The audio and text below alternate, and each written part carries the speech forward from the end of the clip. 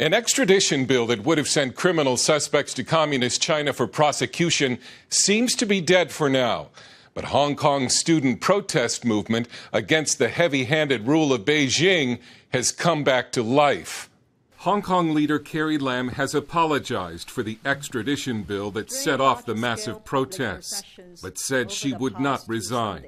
This after millions turned out to protest what they believe to be an attempt by China to further erode their independence. As a British colony, Hong Kong had political, religious, and economic freedom, and it grew into one of the major financial powerhouses in the world.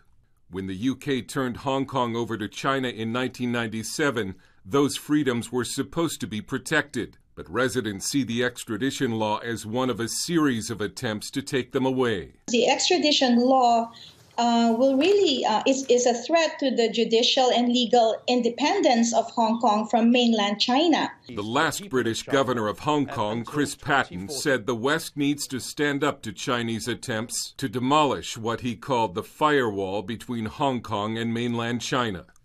We should make it clear that this is not a policy or a succession of policies which we're prepared to stand by and ignore. Some have characterized the conflict between China and Hong Kong as a conflict between communism and Christianity.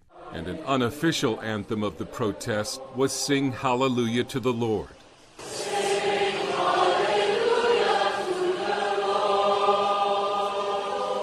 A key protest leader who is a Christian, Joshua Wong, says China's extradition plan has blown up in its face, reigniting the protest movement against the dictatorial rule from China. Beijing and Carrie Lam transform whole generation of youngsters from normal citizen to dissident.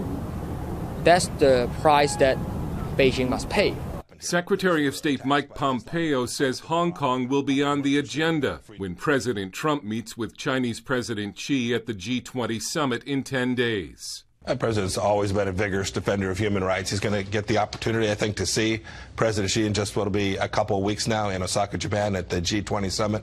I'm sure this will be among the issues that they discuss. Optimists will see in this protest victory the hope that Hong Kong residents can stand up to China.